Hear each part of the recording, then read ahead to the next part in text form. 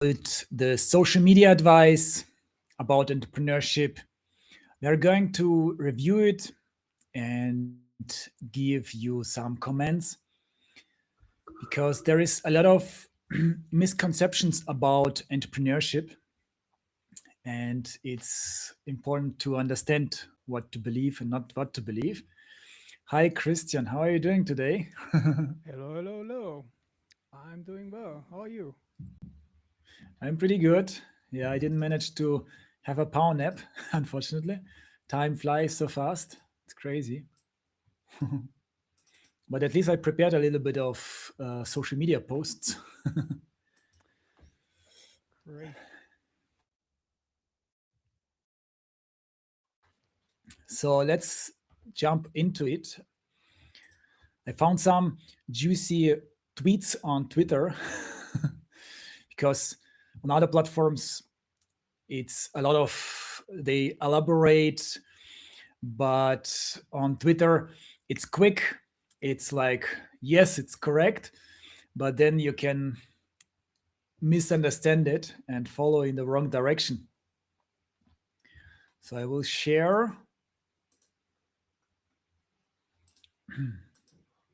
my screen. Oops, shouldn't. So the first tweet is just run your business as if you own 100% of it is the only asset in the world that you and your family have and will ever have, and you can't sell it for at least a century.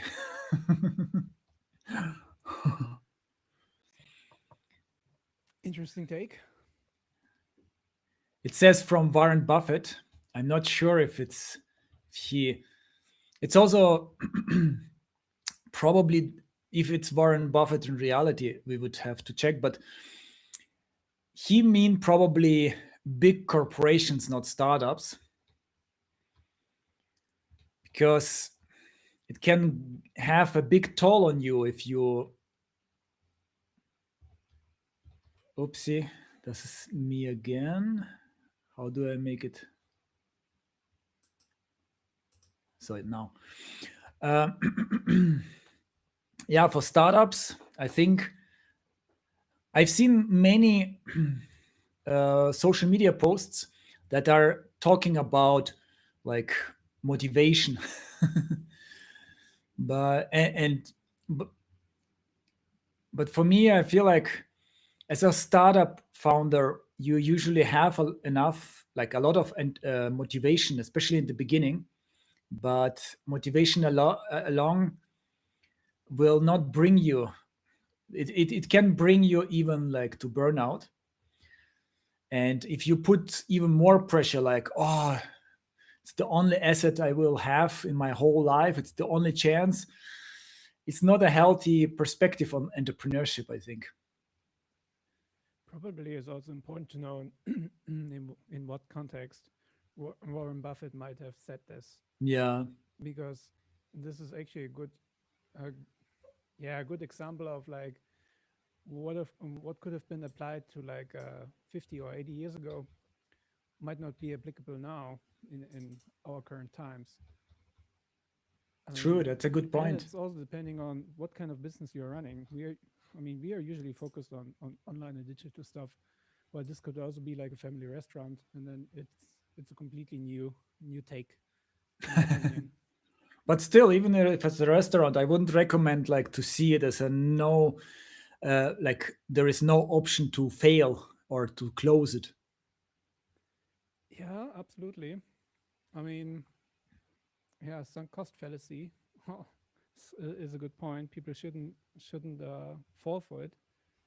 So you don't throw good money after bad money. So if you see like this is not working and you pivoted and it's still not working, you shouldn't continue. Absolutely, yeah. That's we. I think that was our very like painful but important lesson. Sometimes you have to pivot. Sometimes it's also okay to give up. I think this is a very popular advice in general. Like never give up.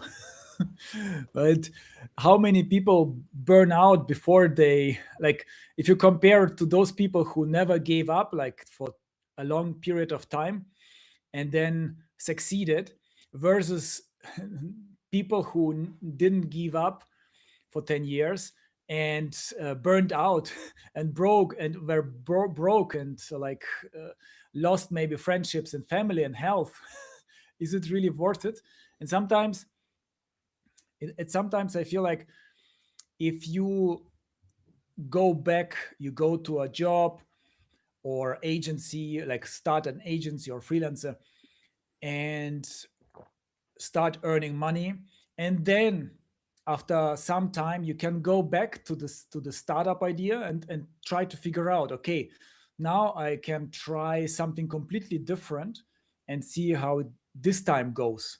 Otherwise it's like your confidence also destroys, and your financial situation is getting worse and worse. And what's the point to like trying to push with the head through the wall? Absolutely, absolutely. I think, yeah, like I said, you need to know when is the limit. Yeah. So, and now we have a bit more to work with this next um, tweet. And I feel like there are always those like generic advice that they just bring out there, but they can also, yeah, backfire kind of. Let's go over them. 8 things to do instead of giving up. Can you zoom in a little bit? Oh, yeah, that's a. Perfect. I think that makes it easier to read. Yeah, definitely. Shall I read, or would you like to read? I can read. So the first one says, remember why you started and how much you really wanted it. Let's cover this Ooh. one first. Yeah. So yeah, the first one, this is actually, ooh, I need to think about this one. Do you have already an Yeah, I opinion? mean, it's the thing is, what I don't like about those this kind of advice is it assumes that it's all about wanting it. I mean, to a certain degree, to certain situations, certain people, it's a maybe not a bad advice, like, because you many founders, they are very motivated when they start, but then they don't see much results, and then they lose this motivation. So for those people, it's a good idea like to remember, okay, to increase the motivation. But for many other founders who are like struggling, and maybe they chose the wrong market, the wrong product, and just wanting it, yeah, will not be enough in that cases. Yeah, also depends on what is it you wanted.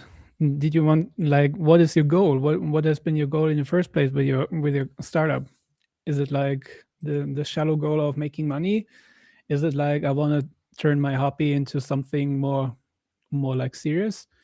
So yeah, really depends. And I think these days you need to be flexible. If you decide like, oh, my and then the reason is why I wanted to do it is like to build like a Facebook or a social network for fish in the fish tank. Uh, this, I think you rather should give up instead of continue. But if you're flexible enough of like transforming like or like the process, if you enjoy doing the process, then maybe change the content, but stick with your process. If you like doing whatever you're doing the best, just find out what is the market where it will generate you money to keep you afloat and continue doing it. Yeah, you can, you might like the entrepreneurship itself, like building a business, And it's not about, so I think if you like, for example, programming, or like you like to build cool projects, cool software solutions, then it can be also a little bit like dangerous for your success as a founder, because you can get lost in those like in just building the product, and it might not be the product that the market wants. So in that cases, I would recommend to do it part time, more like a hobby, and maybe something like, sometimes you might be lucky and other people might also want this product. But if you are trying to build something like, especially in full time, then it can become very like dangerous to say, I like programming, I want to become a good successful entrepreneur. No, that's not how it works. But if you want to build a business and want to learn, then you can like pivot and figure out what the market wants, and learn a lot about marketing, about product development, and so on, and then you have much better chance to succeed. Absolutely well said. Look into the reasons why you wanted to give up. Look, yeah, the reason. Yeah, it's also such a generic advice, isn't it? Yeah, it is an advice where you kind of cannot get anything out of it. I mean, what is the reason you might need to give up? Maybe it's not keeping you afloat. You're running through your savings and you're hitting a wall. Maybe that's the reason to give up. Maybe it's like you start realizing that you hate dealing with customers. But then again, I think maybe the truth about this one is maybe there's some stuff you can actually fix by giving it away. Like, let's say you have a business which is somewhat working, and then you realize like, oh, I cannot deal with this particular customers anymore, or like I cannot do customer service all the time because they get more and more annoying. Don't give up. Maybe find someone who can better talk to customers and fix their problems Yeah. instead of you being annoyed by your customers. This might be actually a legit good point, but yeah, again, just taking this sentence, it, it won't bring you far until you really dig into like what is the root cause? Why am I annoyed waking up and thinking to do this business again? Yeah, And it's some problems you can solve, some problems you might hit a wall. Like, okay, I need to find a different job because I'm not earning any money from it anymore. yeah, that's so true. It's not always about motivation. There are fundamentals that you cannot just imagine, like through willpower, or through like telling yourself, okay, I will achieve the stars, I will reach the stars. So there are sometimes you are demotivated in your business for because of the wrong perspective. So if you had very high expectations, because there is a lot of advice out there for dream big, which can be like toxic for your motivation, because suddenly everyone around you are so successful, everyone is talking about millions of dollars per month or something, but you are struggling even on the lower level. You are not even able to achieve 1000, and you were imagining how you will create an imperium. So it can become very, very demotivating. And then whatever you do has such a small impact on your overall goal, on your long-term goal. Of course you will be demotivated to spend time with small details of your startup, writing some text, some messages, contacting one person where you want to have like 100,000 clients. But you have to step back, and you have to focus on, first of all, you have to understand that there is first it starts very slowly with progress, because in a startup you first have to figure out the product market fit, and that takes a lot of manual, not scalable work. But as soon as you figure that out, then everything else becomes easier. And then at some point, you start slowly generating revenue. And I'm talking especially in the mind like of software as a service startups, like some digital products. And then at some point, it starts scaling up like crazy. And then it's even possible to achieve very ambitious goals. But yeah, it's you have to accept that in the beginning it will be very slow, and just like focusing on learning as much as possible about the target audience, about the market, and about like entrepreneurship and marketing itself. Absolutely. I think this is a good segue for the third point. Picture in your mind the ultimate result.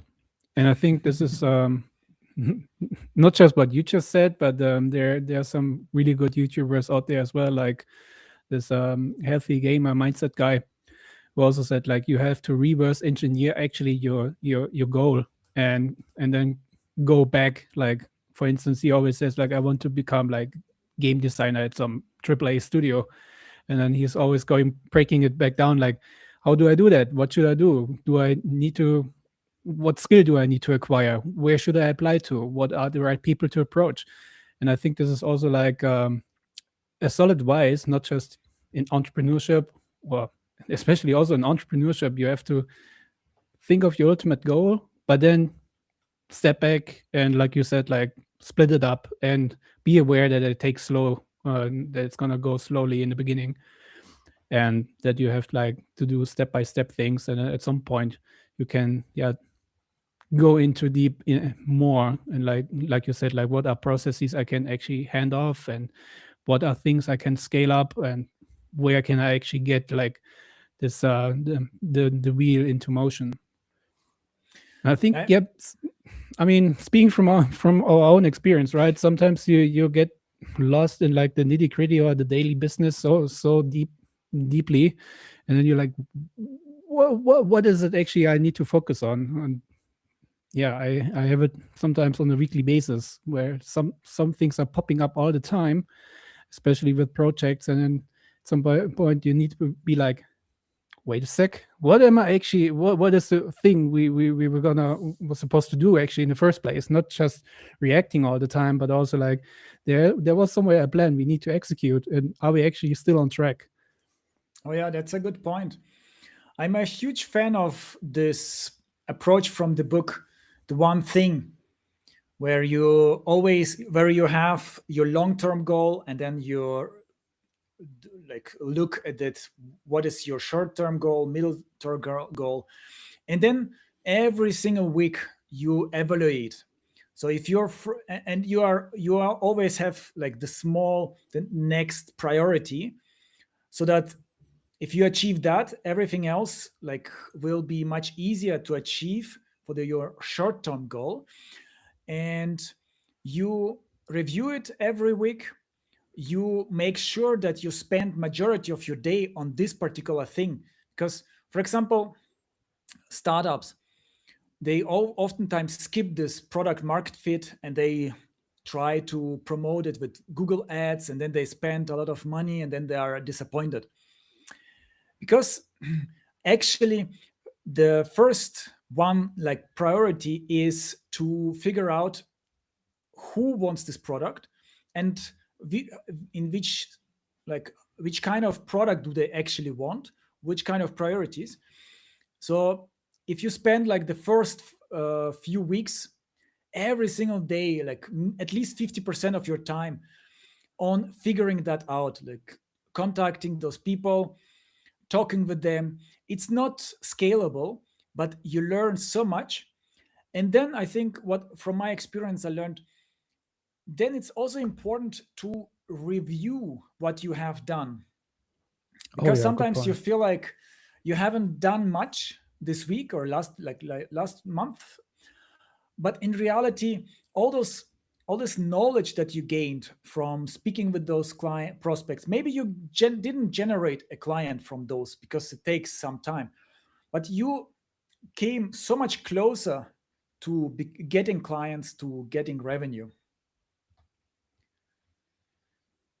picture in your mind the ultimate result. Yeah, that's also, as we already spoke, but there is a better idea from my perspective. As a founder, you always like don't have enough money and enough skills and enough like substance. And if you get like in this mode, you feel small and you act from a weak position. But if you sometimes like imagine yourself, okay, I'm actually a successful business, and suddenly you make like decisions from this stronger position. Oh yeah. I mean, going over those 8 things to do instead of giving up. The next one is also quite interesting. And in my opinion, you shouldn't do it last when you're getting at the point that you want to give up. It's make a plan and have a backup. This is actually interesting thing to do in the beginning instead of at the end of your journey where you're already decided or almost close to deciding to give up. So yeah, what does it mean to have to make a plan, and what does it mean to have a backup? So I think have a backup. We talked about this quite often and made it quite clear that you so supposed to have some savings and some money for your startup if you start diving into your entrepreneurship journey. And we always recommend people like, don't give up your job, do your new project on the side, do it like every day, 2 hours, 3 hours, maybe 1 hour. At least you have some sort of consistency, and this is important because this is adding up. So I think have a backup is also never burn bridges. If you're quitting somewhere and you're like, okay boss, that's it, F you, because you're the worst boss. You're underpaying me. You're overloading me. You're doing things the wrong way. No one would do it like that. And then suddenly, after 6 months trying your own thing, realizing like, oh wait a minute, some of the things my boss always said were actually kind of true. And no, I get it. I also cannot pay my freelancers. I need to put in 12 hours each day, and nothing is really working. Oh damn it. So yeah, never burn bridges. So always have backups. Like make sure that you keep your connections, make sure that you have a savings account, and make sure that you have, when everything goes south, that you at least have good friends where you can also crash on the couch in case you cannot pay rent anymore. And maybe you can talk about make a plan, because I feel like you're definitely more into like have a good strategy before you start into new adventure. Before make a plan in the beginning, and you're the guy for this. Yeah. So with plan, you have to understand that a lot of things you don't know at the beginning, and a lot of things will change. So your plan should be like, okay, here is 1 month where I am going to try to figure out the the right target audience. Maybe even you can have it flexible and say 1 to 3 months I will try to figure out the target audience. And then you can say, okay, and then I will try to figure out like social media channel or marketing channel where I want to focus. I want to understand like the USPs, which arguments to use, and so on. So it shouldn't be like very precise. You will say, okay, in this month I will build. I will like have 1,000 views on social media on particular social media channel like LinkedIn. On this next month I will have 10% more, because you don't know. First of all, you don't know what is the right channel, and second of all, you don't know how this channel works.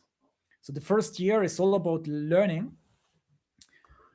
And if you focus too much on the output, you say, I wanted actually to have 1,000 views, impressions per post, or per week, per month, per day, and I only have so little. Of course, you couldn't predict how many views you will have. You have never done it before.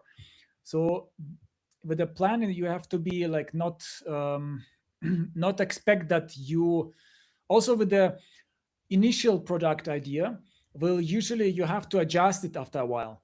So majority of business plans they change after a while. Like if you look at half a year or 6 or 12 months later, it's completely different. So what it means is also don't spend too much time on creating this plan because it will be obsolete. There is a good advantage of thinking about this plan and like some numbers because sometimes you will realize, oh, I don't know this those like things, I have to figure them out first before I can actually plan. Or sometimes you figure out that, oh, it doesn't make sense.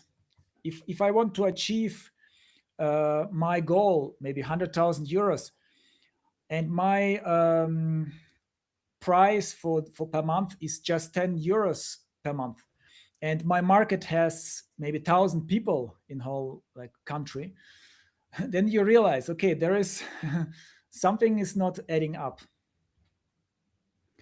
Absolutely. But yeah, like I said, I think this is definitely a thing. Maybe we can rephrase number 4, like not make a plan, but reconsider your plan. Are you still on track? And make sure that your backups are still working. Yeah, especially you can say always prioritize, like have a plan for the most important things at the moment. Have a rough plan long term, but very rough.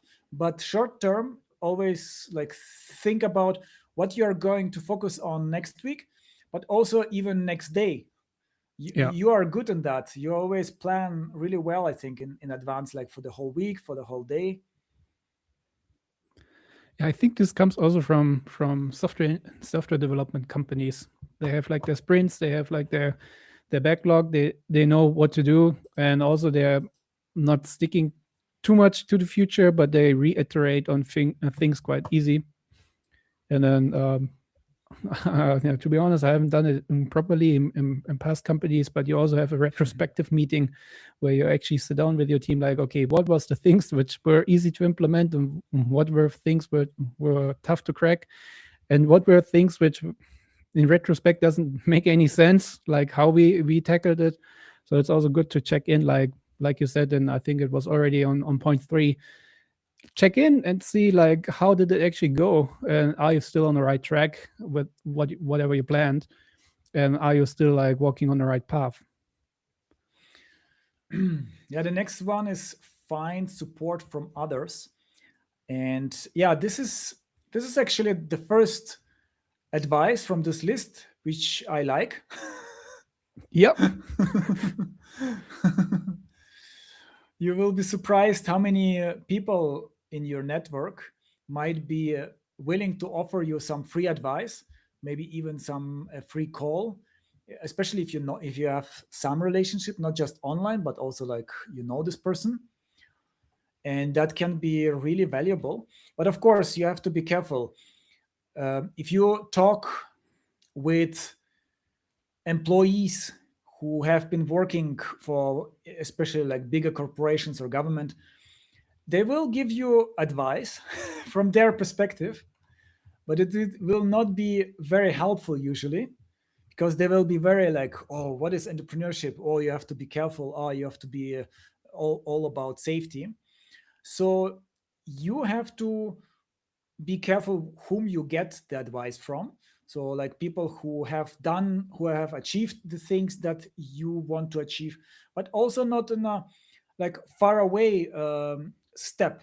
So if they were in your position 20 years ago, they might have trouble to relate to you. But even then, you can always pick the things that is relevant, that they are really good in.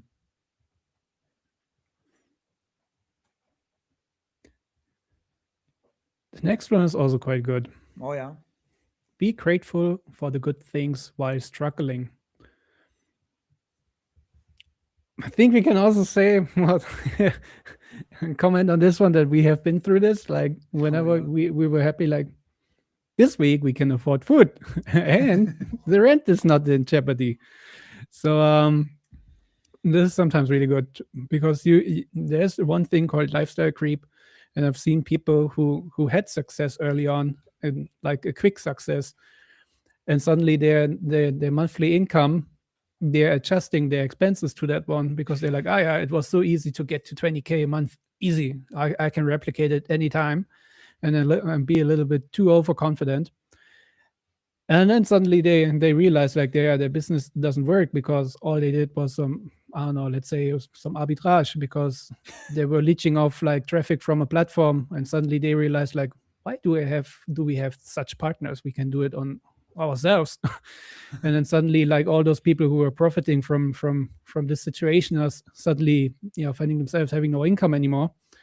And then you go from, I don't know, let's say 50K, 20K a month, which is a lot. Let's even for like Western European or American standards, it's a lot. And suddenly you're like, oh, I'm already spending like 5.5K for this penthouse. Oh, Yeah, I've been Ubering around all day, spending 1,000 just for taxi, for public transportation, more or less. we It's know some some people like that. It's like so easy sometimes to have a breakthrough on a new platform where i- in the beginning is low competition, and then you are already on the top, so you get visibility and reviews, so you stay on the top, but it's not always forever, and it oftentimes not forever. Oh yeah. I mean, we've been through this as well. Like Oh yeah. at some point you are happy that you have a decent place to stay and to sleep, and you have things in your fridge, and you don't have to like worry that the next time you go to a groceries doing groceries, and then the terminal says like card declined. Yeah, I had such situations in at the completely beginning of my career. That was tough, but of course I was surrounded by my family and like friends a little bit, so they could always help me out. And but if I look back, no matter how difficult the situation were, maybe we were stressing out about those situations, but in reality our living standard was always like enough food, enough no cold, we had enough clothes. So if you focus on sometimes like you focus so much about the invoices that needs to be paid, about the problems that and like, oh, it could go wrong and so on, that you forget about the things that you can enjoy now, like going out in the park, like relaxing, having this freedom as entrepreneur, not just only work, work, work, but also sometimes just do something nice for yourself, or just go with your laptop somewhere else and work from there, just to get have a little bit like more variety in your life. Absolutely. And then victories, that's a good point. So celebrate your victories, no matter how small they are. This is very related. So I feel like this post is getting better and better with the lower you go for some reason. But yeah, this one is one of like this is I have been working on that, especially recently. That I am not trying to focus on the numbers that I generate. For example, I don't focus so much on how many likes I get, how many views I get, how many clients I get, seller revenues, and so on. But instead, I celebrate my input. So if I was disciplined, if I worked for 4 hours on this like task that I don't even maybe like to work on, or that is very important for my business, for our business, then I can say yes, well done. Oh yeah. I think this is actually, yeah, makes me think about how I'm tracking actually time. So lots of freelancers, they are using fancy tools where they click on the button to start and stop tracking time. I'm using a spreadsheet, so I'm boring. But a spreadsheet allows me to add some more columns, and I got like three or actually four columns. First one is the mood rating, then the second one is the good parts, the bad parts, and then there's like comments. And usually I'm gonna add like for every like time slot or time block I just used up a mood rating. And the thing is, you can actually use it to look back as well. By the end of the week, sometimes you have so many things to do. You were distracted by things popping up here and there, and then sometimes, or quite frankly, oftentimes, you're sitting there like, WTF? What did I do this week? Actually, Oh yes. I don't really know it anymore. I spent like, I don't know. I woke up, I got a coffee, opened up the notebook. Suddenly it's dark outside. What happened? And True. then if you have this timesheet, the way I did, at least it works quite well for me. I can look at it. I'm like, yeah, there are actually quite some good parts. I solved this one. I had this one. Sometimes there's like a six in there where I'm like, yeah, I got annoyed by, I don't know, some person, some product, some whatever. And then you're like, yeah, yeah. And sometimes, funnily enough, you remember the bad things much better than the good things. So seeing like all the good ratings, like the eights and the nines, and sometimes the sevens. Sevens are already quite good. You get like a reality check by the end of the week, where you're like, actually, it was a good week. I cannot really recall like all the single things I did, but my timesheet tells me like I had a good week, and then I can take this feeling and go to the weekend. Yeah, for me, so my idea is also, no, first of all, I really like your idea. It's very like important to uh, remind yourself about the good things, and by writing down your tasks, it's so valuable. And I I don't do Excel. I use a tool. What is it called? Toggle.com. A really amazing tool to track my time. And for me, my highlight is that for each task, I try to write down why am I doing it? Which impact has this task for my final goal, or like Yeah. short-term goal? And then suddenly it's like, now I understand it. Yeah, it This is increased actually, motivation. yeah, this is actually a good way as well to circle back to point three. Picture in your mind the ultimate result, where you're also like breaking down your intermediate steps, like the way you say like I did this, why did I do this, and what's like the impact, or like your impact score, I guess. And then you can also like do a retrospective on this one and say like, I've been doing this for the past 6 weeks, and it's not really helping the main goal. Maybe I should reconsider. And then you're like, maybe I can hand it off or even get like rid of it, because sometimes you're doing stuff. It's so funny. One client of mine, they had like were doing like one thing which were taking up quite some time each month, basically for one small customer. And then it's like, do they actually require that report? Let's ask them. No, they're not reading it. Great. But so Yeah. sometimes you really need to think like, what is it actually what I'm doing here, and is it contributing to anything? I think that's why I like your impact score quite a lot. Yeah, it's so easy to waste time as a founder, and it's so like dangerous, and so has such a bad impact on a founder, because you are responsible for everything. If you spend every day maybe half an hour for checking social media stats or emails or something like that, that is maybe not about strategical thing, like it will not help you to learn from that, but because you just want dopamine, then suddenly after a month you spend, and half an hour is like It adds uh, up. 1/16 of your whole time, maybe a little bit less if you work overtime, but still it's like after a month it's many hours, over 10 hours. And so yeah, if you track, you realize those leaks in your time. Wait and go back. We have one more thing. Yeah, it was also a little bit, yeah, it was a They little have, bit similar. yeah, this is like But you also like have, in my opinion kind of like a personal thing, where you have to have like this motivational reminders everywhere. So I know some people do this, like have post-its and some stuff around their place, reminding them that they're doing the right thing, or like they should check in with themselves. Yeah, but overall, I think we should give this like some kind of a rating from 1 to 10, maybe. One Yeah, being like it's inter. sucks.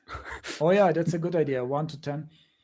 I feel like if we divide it in two parts, the first part would get pretty lower ranking. The second part gets higher ranking or score, let's say score. And yeah, the problem oftentimes with those tweets is that it's one sentence or one like statement, and for many people they can you can use it in the wrong way. It's easily to use. Yeah, yeah. I think to me this is like, I mean, a solid 7 out of 10, Wow, maybe a that's six and a very half. generous. Yeah. Yeah, because there's some good things in it, but yeah, as we discussed, some stuff is like just scratches the surface and then the wrong way. Like, yeah, you shouldn't make a plan at the end of your journey. You should have the plan in the at the beginning. So it's okay. It's definitely, it could have been worse. Where five Yeah, is true, like, true. so my, just to explain my scale, where one is like absolute horrible, five is more like average to a point where it's not sticking out, and Yeah, this I is see. somewhat okay sticking out, but there's room for improvement.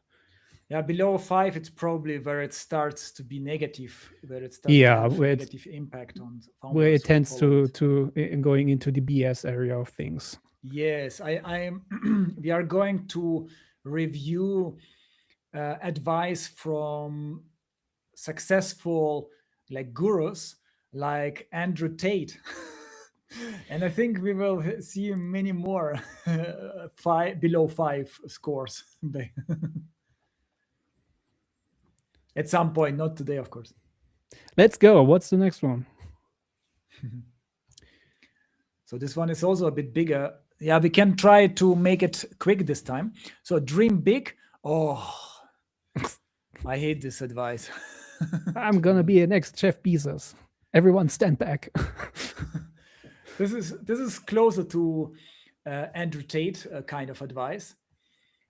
Yeah, I think we will have fun with this one because dream big. That's like you see with those motivational gurus.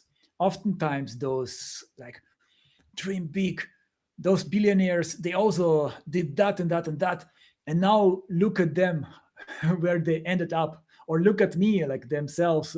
I was doing this and this because of that. Now I'm successful. And the reality is, it's like we are playing live game on a high difficulty level.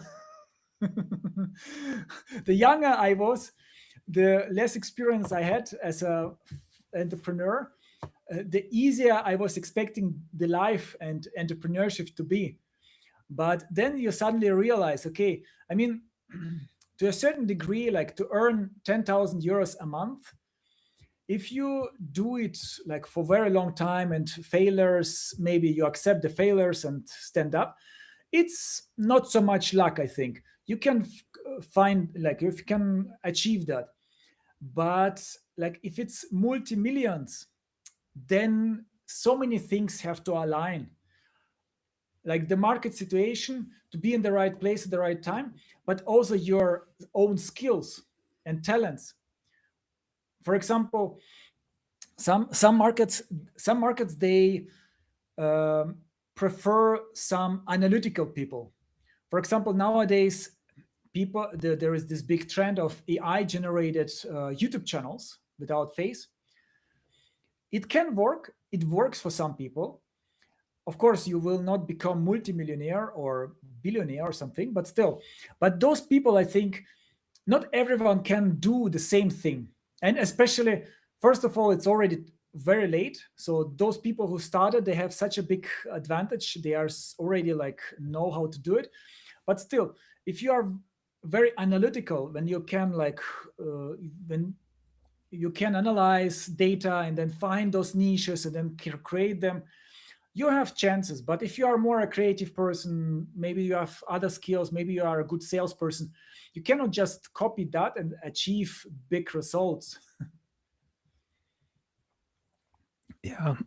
Yeah, I mean, dream big. It's good to have like a goal and set it a little bit higher to see that you can actually outperform yourself. But sometimes too big is too big and it's unattainable. Yeah. Let's go to the next one. I think this is good. Good follow up. Do what you love. Yeah. Hmm. Yeah, I mean, it definitely will keep you going. I think this is definitely a thing I would underwrite and say like do something which because you like to do it. Don't do stuff just for the money because then at some point you will be miserable. And then at the same time, not everything you love to do will make you money. I mean, lots of people love to maybe sit on a couch and scroll through TikTok. Uh, Probably hard to make money from this one, except you're one of the exceptional reaction content creators, which I highly doubt. So I think this is really like one of the many advices people usually give to people, like in a good, like they mean it well, but it's a little bit, yeah, not hitting the target right. And important is to understand that even if you make your hobby to your career to a business, there are so many parts of entrepreneurship, of running a business, that are not fun. Like accounting. You have to do it, and you have to force yourself to do it sometimes. Or Yep. sales calls. Maybe you don't like sales calls, you don't like to contact people out of the blue, or like, but how else are you getting clients? Like sometimes it works otherwise, but sometimes it's important part of your job. So you shouldn't hate it. I think that's we can agree on that. Yeah. Absolutely. Be resilient. Ah, that's also such a short word. Like, what does it even mean? Like in each case, some you can be over resilient. Like we know in we've been in some markets where people still be stuck there, and I don't know if I would call them resilient. They are more like, ah, I don't care kind of. But maybe some people are also like over resilient and thrive at any cost. And then you look at their business model and you say, okay, even if they try the next 20 years, there is no market for that. Agree. Agree. I mean, and then I think sometimes people also confuse resiliency with persistence. I don't like the person who's bothering me across all channels. I remember back then when suddenly some headhunter guy was reaching out to me on my private WhatsApp, and I was like, "Dude, we do not have to discuss hiring on a Sunday afternoon." And then I immediately blocked him. So there's a line people shouldn't like overstep, and I think this advice is giving people some crazy ideas, which yeah turns them like let me to believe that they are desperate, and then it gives me the ick, and then I'm like, yeah, moving on. I don't want to work with such a person. Ah, that's interesting point. If you are like struggling already, and then you don't give up, but because you think, okay, I have to be resilient, then people it like you lack like your confidence reduces, your position reduces, you act like from this broke mentality kind of, and it's a bit difficult to continue the same path. So it's a bit like boxing. I feel like if you lose several boxing fights as a like amateur or professional boxer, then the next fights you are even more like scared, and you all like your chances to succeed are even less, and you need a fresh start sometime in the number three, like in entrepreneurship as well. So maybe you take a break, maybe you take go to work as a part-time job or something, and to just like maybe even get a bit distance to your business.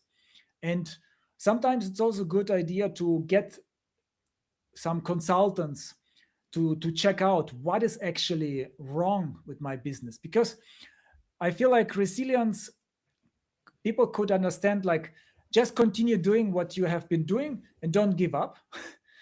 But that doesn't work usually.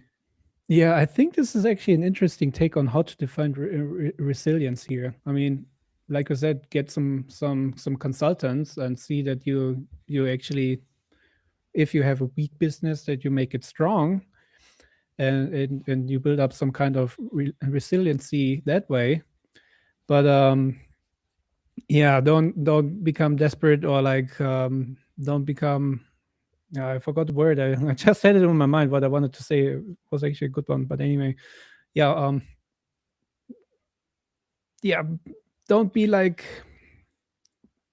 yeah, build some strength, but like you don't get stuck in a certain way. I think it's also about balance. I think probably with all of those points, it's also about balance. So there are many people who underestimate how difficult entrepreneurship or the business, the startup will be. So they start struggling and then they give up too early. That's another extremum. So you have to like balance it out and figure out what is actually, why is it not working? Is it because I lack knowledge, skills, or is my product just doesn't have any chance of like success? Yeah, yeah, this is actually a good point. Yeah, resilient to a point, like you don't give up when like there's the first mild wind blowing towards you, Yeah. but also don't become, yeah, the word I was looking for, stubborn. That you don't like become like this weird person who is annoying the same people all the time and is not improving on like what's actually not working for them. So I think this is like, be resilient, take it with a grain of salt, define it for you, like be become resilient in a good way. Don't become stubborn and don't give up too early. Yeah, I think some of the next points are a bit similar. So develop, maybe I can go through them quickly and then you can also edit your comment. So develop your unique skill set. Yes, that's a good one. Maybe Yes, the only one that I can agree. But also here there is some oftentimes uh, people overdo it and they take courses and learn and then they always feel like they are not good enough to launch or go the next step. Have a clear sense of direction. um, yes, like priorities and stuff. Yes, refuse to consider the possibility of failure. That's the worst advice ever. absolutely. Entrepreneurship, like 95% probably of startups fail. How can you refuse this? Like, and there are so many reasons that are outside of your control. The market, Google changes algorithm, Amazon changes how they like treat certain things, WordPress, what I don't know, AI comes. How can you refuse to give up? Also, like, yeah, I mean, there's this risk reward saying, right? The higher the risk, the better the reward. To calculate risk, you also need to know the possibility of a failure. So, yeah, this is such a bad advice. I fully agree. What the hell? Especially for first time founders, they don't know how likely it is to be successful and how difficult this like business idea is. How many ideas we've seen where you feel like, oh, you need like millions of millions and you have a small chance. Like I also interviewed many founders on our podcast. Chris, you also have spoken with so many like wannabe entrepreneurs kind of. So for example, like competition for Tinder, and like those people don't have any money and they think they can succeed like with this idea, and then maybe the product is even pretty good technically, but the chances is, like if they had 10 million euros maybe for this project, the chances would be slim to succeed. How likely is it if he doesn't have any money? Yeah, the next one is also very toxic. Get into a workaholic mentality. Oh, it's horrible. Pretty bad. I mean, you have to of course accept that like for a year you have to work a bit more. but you cannot just work all the time, and especially if it takes longer. Like if you usually it takes much longer to succeed, so you can and there is such a huge percentage of burnouts among entrepreneurs. And yeah, if you listen to this advice and this advice and this advice, you are increasing your chances not of dream big, but of a big burnout. Fail big. Yes, yes, and then you get more desperate because also with sunk cost policy, and you are not very like awake. You are tired. You are stressed. You are desperate. You start doing bad things, dangerous things like betting, and maybe not that legal and stuff. So yeah, it's this. If you follow those the advice, that's like spiral downwards. Get around the right people. Yeah, that's okay. If they want to talk with you, dedicate your life to excellence. This also feels like you have to be perfect in all of your entrepreneurship areas, but that can be like you cannot afford excellence in your startup. Usually, it's like a boat that when you are alone on an island, and you have to create a boat without any proper tools. That's how your startup looks like in the first few years until you have resources. Yeah, and the last two or three, develop courage and persistence. Yeah, that's a good one. Be prepared to pivot. Oh wow, that's good one. And be optimistic. Yeah. Also, again, like the last few, they are the last three. They are pretty good, but the previous one are They were some of yeah. them are really horrible. Yeah. I mean, classic thing you would put on Twitter or LinkedIn, but again, a mixed bag. Some really toxic, highly toxic advices. Yeah. And some of the stuff, it's definitely we can agree. Yeah, how? Yeah, where would is it better than the previous one or is it worse? No, this What one do you is think? worse. This one is I think there are some really toxic ones, so I would put it like 4.5, 4. The for example, the number 6 is like really horrible. That's the opposite of what you should do, because actually, if you think about the worst case scenario with your business, suddenly you release the fear because you realize, okay, I fail, I stop, I go for full-time job. But if you don't have this option, you get so much stress and pressure. So I would give it like 4 probably. Yeah. Yeah, it's pretty bad. I agree. I mean, 6, 7, and 9, maybe also 10 with 3, depends on how you interpret it. Whew, Yeah. can set you up for like a big failure. Yeah. It's so interesting. It looks so harmless, those advice, isn't it? Like everyone is talking that advice, but when you start doing this, like going in this direction, like if you start a business,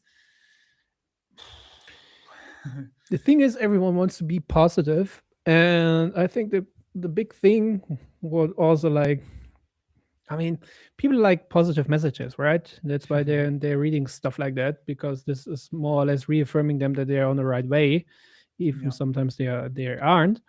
But I think it's more important for like mentors and consultants and also like content creators like we are, to make sure that people also get like a brief reality check, that we are yeah, telling them like, it's gonna be interesting, it's gonna be cool, definitely, but it's kind of like you want to climb a mountain, but oh you're yeah, not prepared, and then yeah, there's no way back.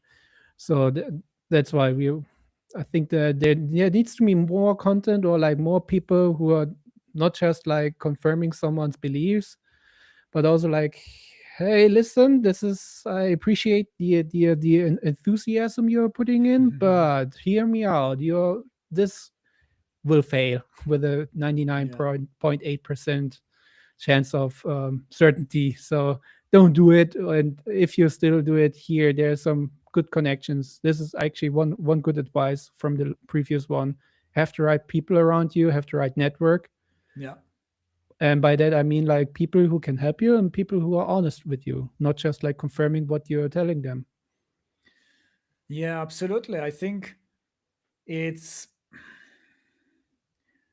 yeah, it's so easy to tell never give up, and I've heard it so many times, but and it's also so discouraging for founders if we are talking about failure because they are not doing it like it's like climbing from a wall. You also not don't think too much about I could fall, but of course you have some safety measures because otherwise the fall will be like deadly or make you like change your life for the whole like for the rest of your life. And the same here. And when we are saying about giving up and low chances, there are also business ideas that have bigger chances. So I think the bigger you aim with your business, with your first business idea, the oftentimes the less chances it has. So, and I think many like rich people, they started, if you look at what they have started with, it's something really like small. They started with something small, for example, organizing some parties, earning some money, and this money gives them to start something new later on because then they have experience, they have the money a little bit, and they can build something bigger. So with each startup that you start, you can aim higher, but at the beginning, it can be something simple, some small solution for a niche target audience, and where you can dominate the market, even if you're because it's too small for bigger players. Right. Shall we do the other two LinkedIn posts, or what do you think? Let's dive into LinkedIn. Let's see what the hell has to offer. On Reddit, I saw an interesting post, an interesting comment, which I which reminded me on my friend who had this big experience. My mother also was telling me never like to build a startup or business with my family members because they feel entitled. We don't have that problem, but I think, and it can sometimes work, like with Alex Hermosi and his wife, but it's like building a business has those all those list of challenges. Having a successful like romantic relationship, or like okay, let's say romantic relationship for now, it has a huge list of challenges, and then you put it together. What possibly can go wrong, and then also you think about the chances of both to succeed, and then suddenly you have a like okay, it's so much more likely not to work out well. Also, you start talking with your romantic partner only about business because you are so you don't have a break. And the same with other family members. you you cannot like you cannot be objective with them. You have to be nice because it's like you don't want to destroy the relationship. But business sometimes tough, and you sometimes have to be like criticizing or like saying okay, something has to be changed, something in this direction. So if you do that, first of all, it like it might not be the best partner because your choice is limited. And second of all, you might lose this family member as a like you can destroy the connection for quite some time. Oh yeah, this is actually solid advice. I mean, I've seen also companies. I remember one of them, um, a family business. They also added, I think, from that the CEO put one of their siblings in one management positions, And when we spoke to them, they after like 2 hours speaking with them, it was clear that they weren't the right fit. So it was insane. We were like, isn't it, this is nepotism?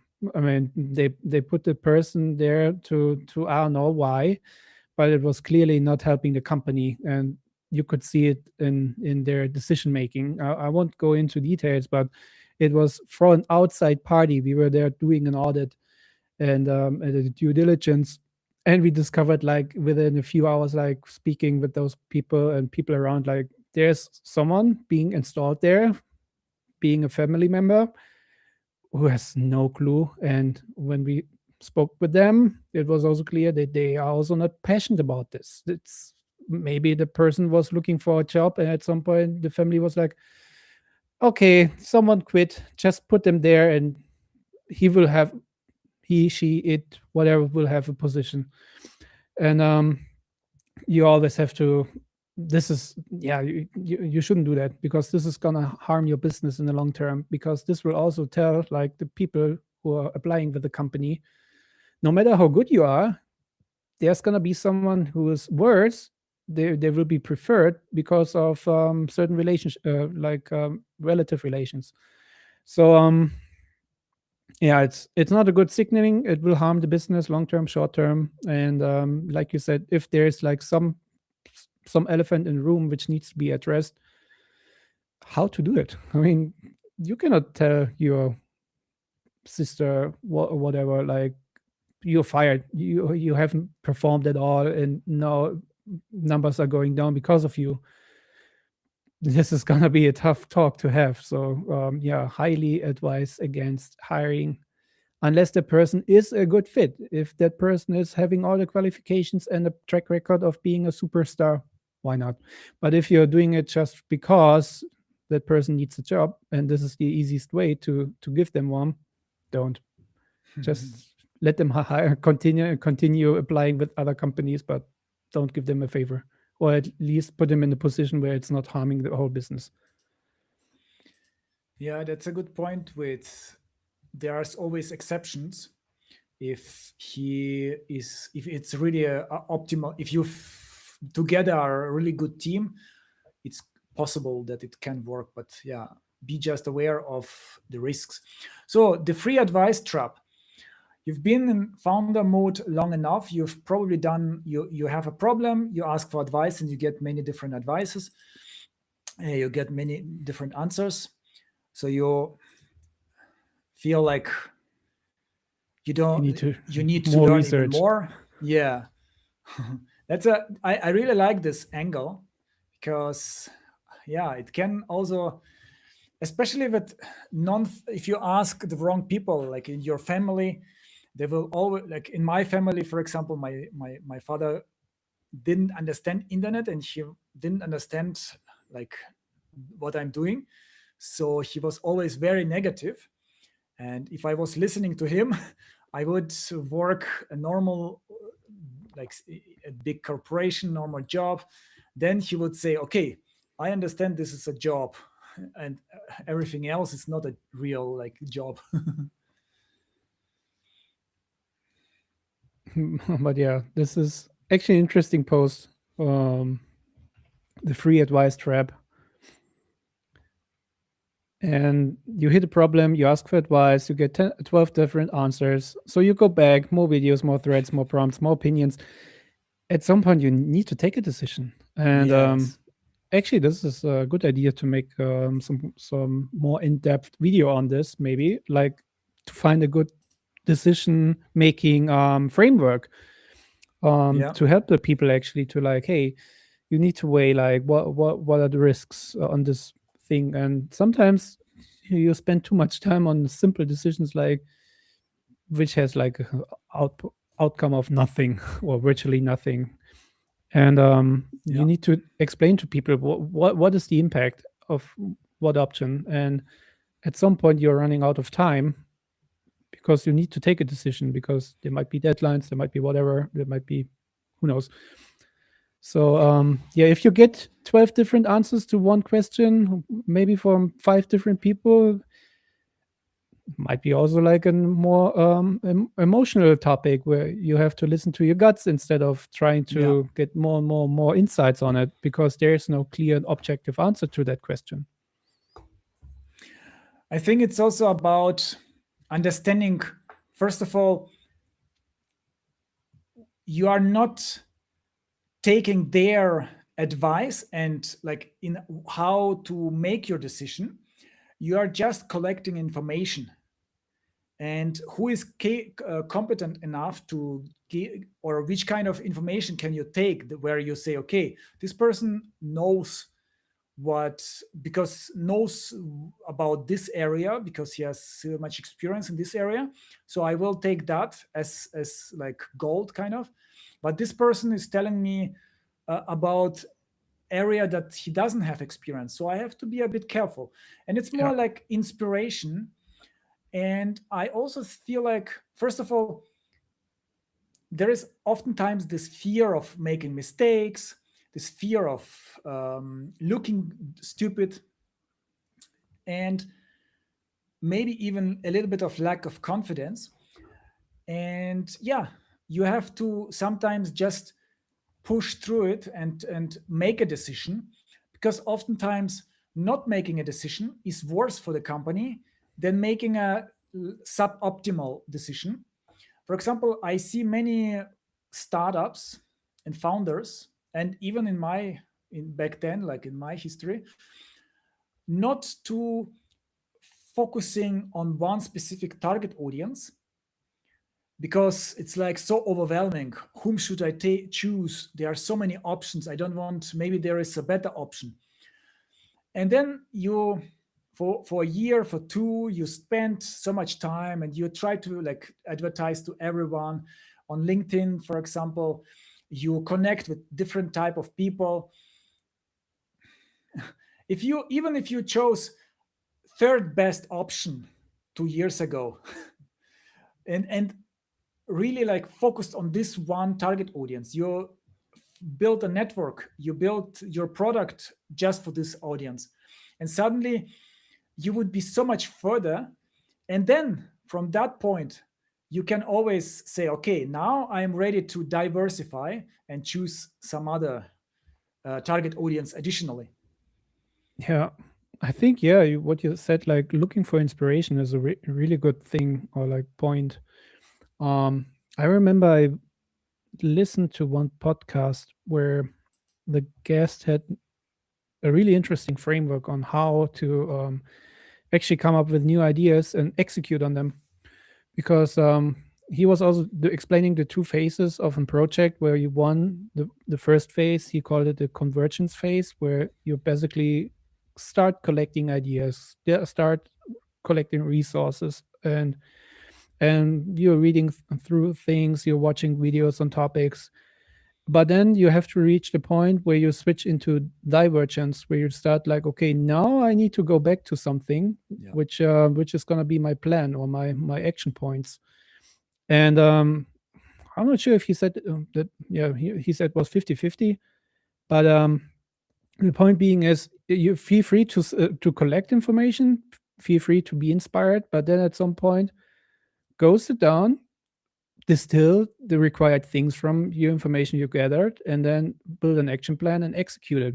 Might even be like 20-80, because the execution takes time as well, if you account this also in this split. So yeah, I fully agree. I mean, I call it the blank canvas syndrome, which is luckily getting better with ChatGPT and whatnot, where you start a new project, a new idea, and you're like, where do I start? And then you're starting collecting ideas, information, and then you're uncertain, like, is these things I just found the right approach? Is it like, yeah, let's go back to software as a service. What is the right framework? What is the right, I don't know, service providers which I'm going to consume?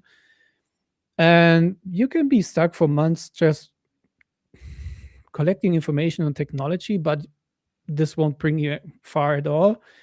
Better, it's much better you just start